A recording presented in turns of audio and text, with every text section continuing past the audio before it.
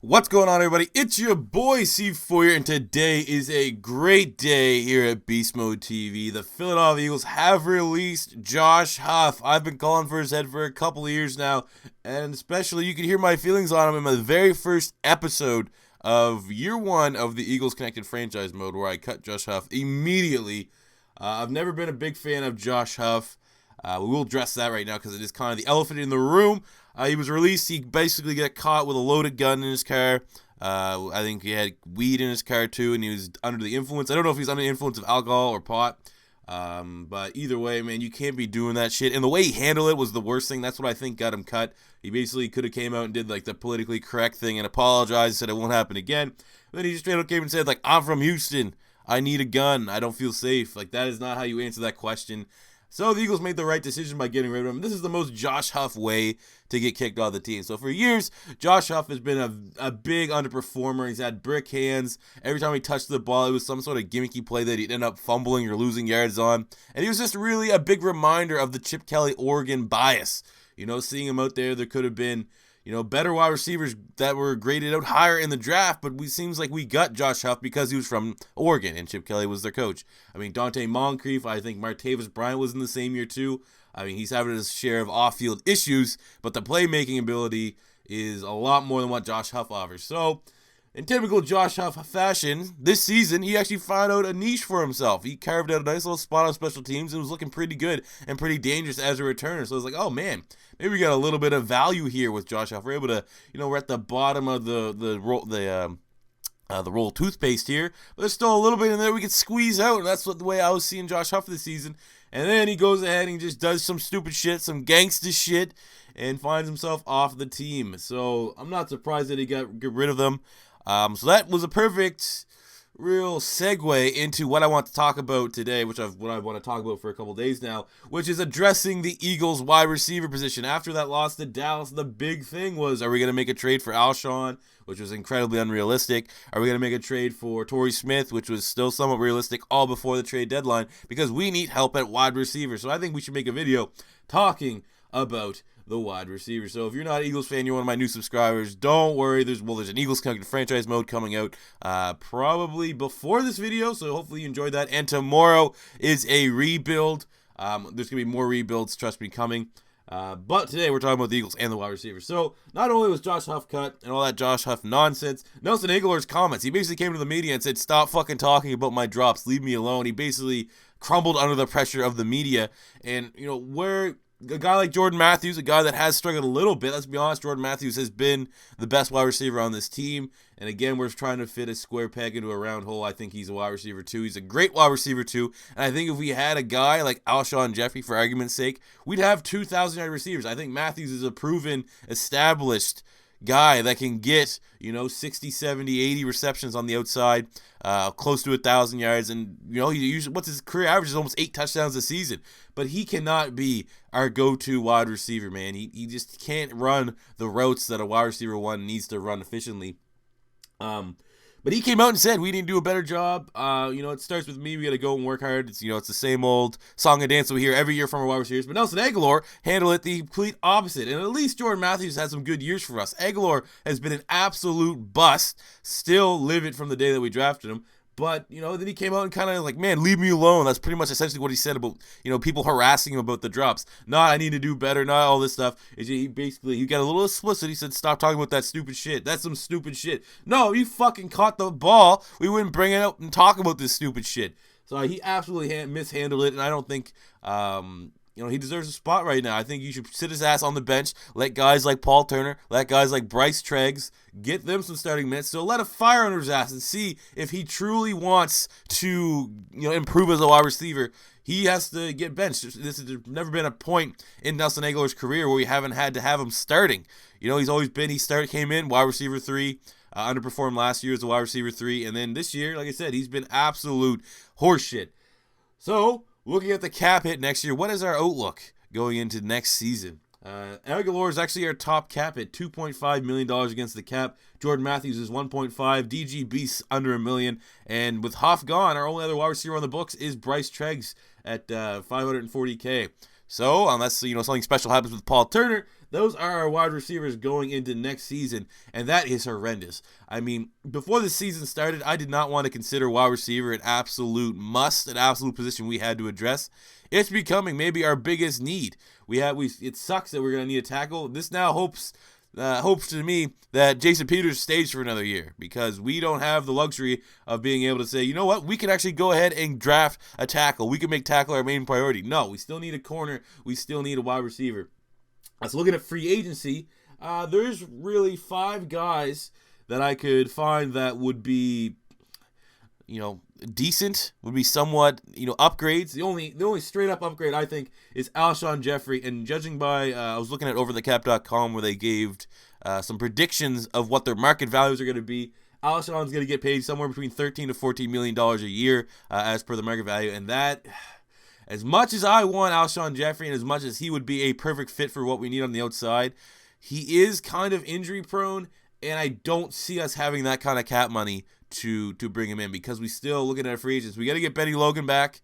He's an established player like that, and we've already seen what our defense looks like without Benny Logan. So he's almost like guaranteed must that we need to have in that lineup. And then, like I said, if we get rid of Jason Peters, sure, we'll have that cap space, but that's just really kind of reallocating the hole that's going to leave on the offense. Either we're not going to have a tackle or we're not going to be able to afford a wide receiver. So we're stuck there.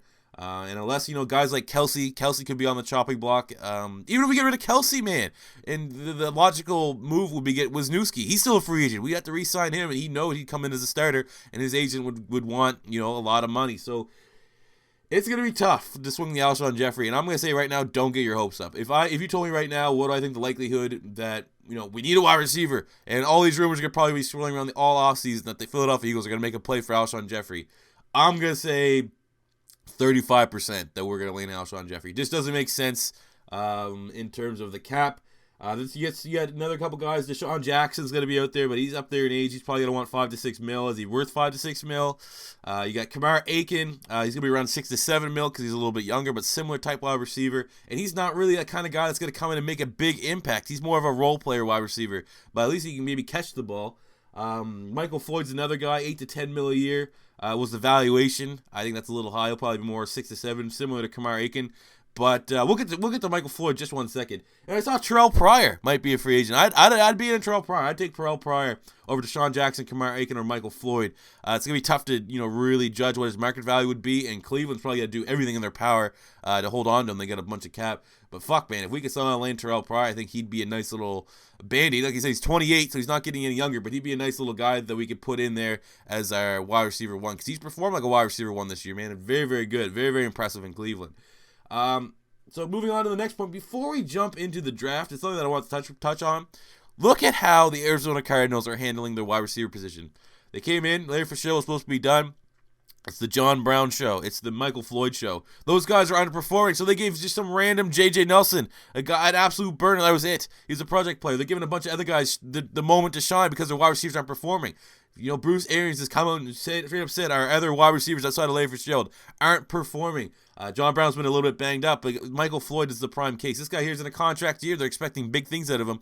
He's playing like shit, so he's sitting on the fucking bench and sending a message. Guys like J.J. Nelson are having big years. That is 100% the way we need to approach Nelson Agholor. Bryce Treggs is a burner, very, very similar to J.J. Nelson. Hopefully we can get similar output. Looks like he's going to play this week against the Giants.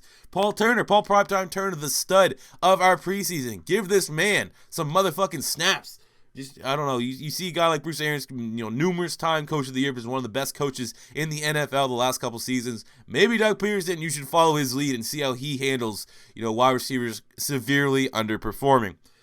So back on to track. We just talked about free agents. Looking at the draft, there's a couple names here, but I don't like any of the first round wide receivers for what we need in a wide receiver. So there's 2 wide receivers really with the first round grade. One's JuJu Smith-Schuster from USC. I'm about done with USC wide receivers. He's 6'2", 220.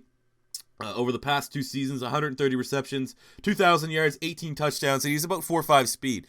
I don't see very much difference in JuJu Smith-Schuster than what I see in Jordan Matthews. They're both big wide receivers, not burners.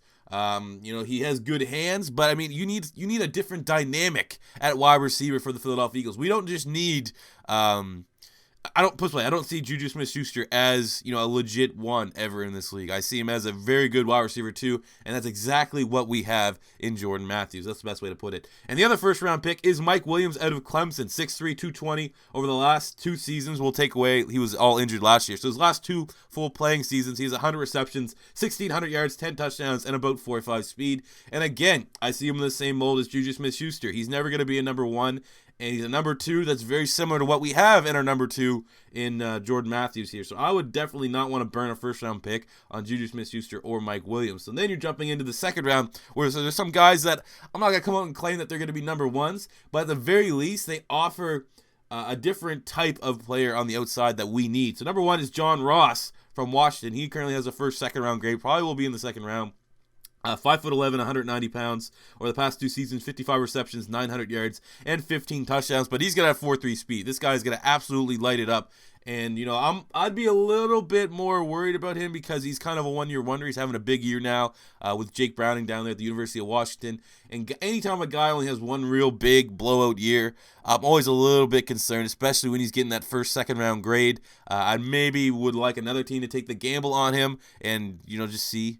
Another one is Isiah Ford from Virginia Tech, 6'1", 190 pounds over the last 2 seasons, 110 receptions, 1,800 yards, 17 touchdowns, and he had 4.5 speed. So again, if you didn't want necessarily to get a burner, you want to get a really good playmaker that's somewhat similar to Jordan Matthews, I think Isiah Ford could very well be as good as JuJu Smith-Schuster and Mike Williams and will come at a little bit of cheaper price. But my guy, the wide receiver, if we had to draft one that I would go with, is a second-round grade Corey Davis out of Western Michigan. 6'3", 215 with 4.4 speed, potentially could creep into the 4.3 speed. Over the past 2 seasons, 150 receptions, 2,500 yards, and 26 touchdowns. So, the only thing going against him is he's, the lack of competition from Western Michigan. But isn't that the same thing that went against Carson Wentz? And look how that performed. So I think if we could somehow be confident that we can get Corey Davis in the second round, that is where I would go. So my overall option, is we go free agency. It's Alshon Jeffery or bust. We need a legit number 1, and we don't get Alshon. There's no other guys on free agency this year that are going to be a legit number 1 and the kind of guy that we can put in to maximize what we have in Jordan Matthews. And if we go in the draft, Corey Davis is my number 1 guy that I think we should address because he has the size, he has the speed, he has the hands.